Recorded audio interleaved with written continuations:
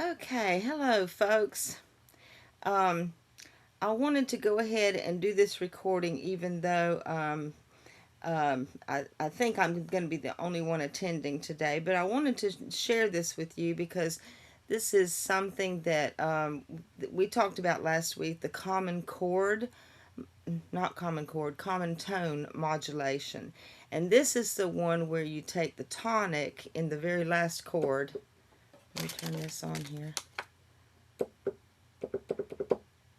Okay, so let's say we have an E flat chord, and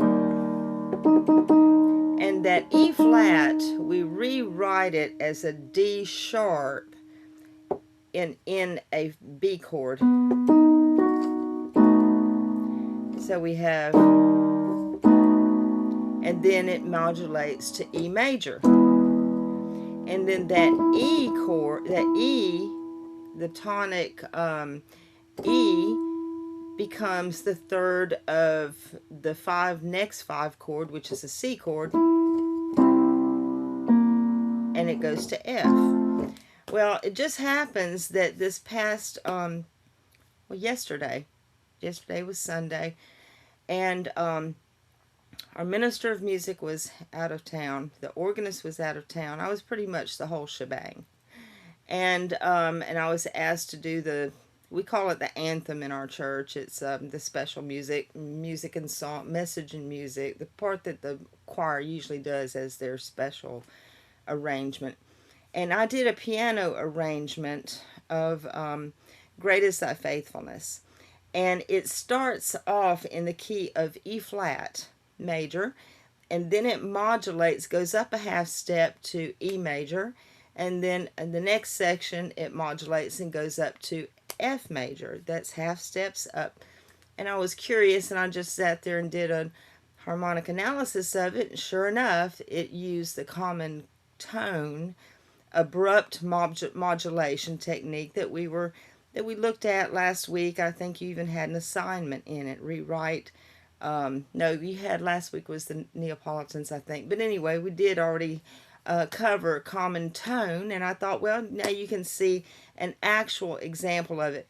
Now, keep in mind, I went ahead and scanned my music so that you can see it, so you can look at it.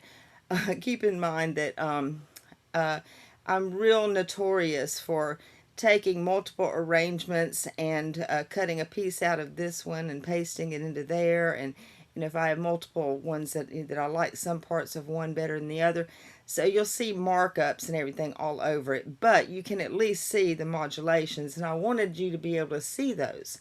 So I'm going to pull those up on the white screen. Got them in two different ones. Let's see. Here's the first one. Let's see. I think they're both in downloads. Here we go. Common tone. Okay, here it is. All right. So this is where we can see the right here. Let me make a pen here so that I can done. This is the measure. Okay, you see we're in E flat major, and we're about to move into E major. So here is where we have the common tone. All right, here is the very last. Okay, here's our tonic chord. We have the E flat chord that ends up. Let's see. Okay, now they just walk the bass down and go straight into that. We still got that E flat going in the soprano note of the piano. They rewrite it, so this E flat right here becomes, right here, see if I can do a little bit neater job here. E flat becomes D sharp. Same note, right? It's enharmonic.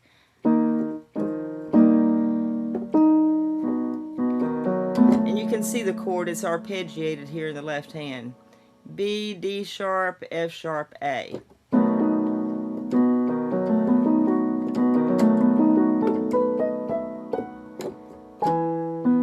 Now we're in E major. So it's a perfect example of what we talked about last week. And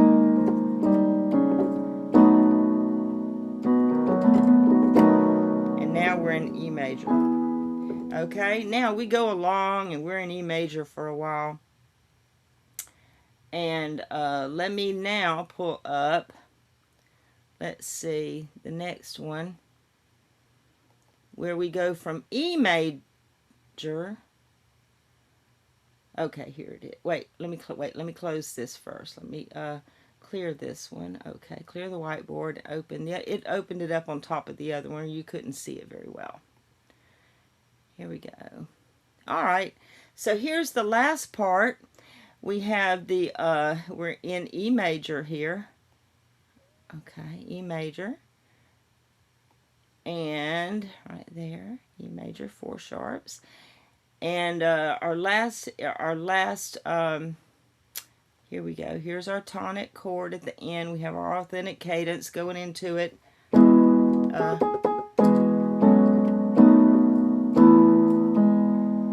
Same thing again. They just move that bass down. And now that E is, it didn't even have to respell it enharmonically because it's still an E. It was the E major tonic chord, but now it's the third of the 5 chord, which is C, E, G, B flat. Now it becomes the third. So the 1 becomes the 3 in the new 5. Oh wait, sorry, I'm in the wrong key. And now we're in F.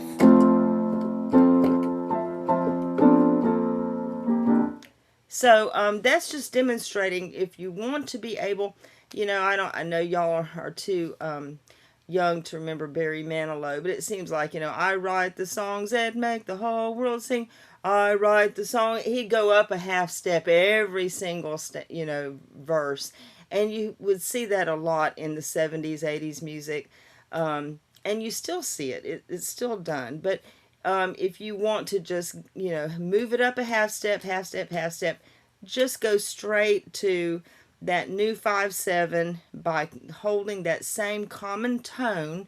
The tonic of the old key becomes the third in the dominant of the new key. And now you're in the new key. And then that one becomes that E. And you could do the same thing. The F, if you want to do it again, that would be the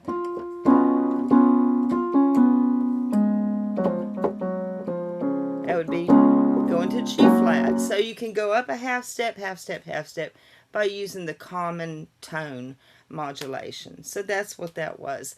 And then this week we're going to be looking at ninths, 11ths, and 13ths. And I've looked through Professor Earp. He did a good synopsis of what it talks about. When you have a 7th chord, you know, and you add another third on top of it, you get a 9th chord.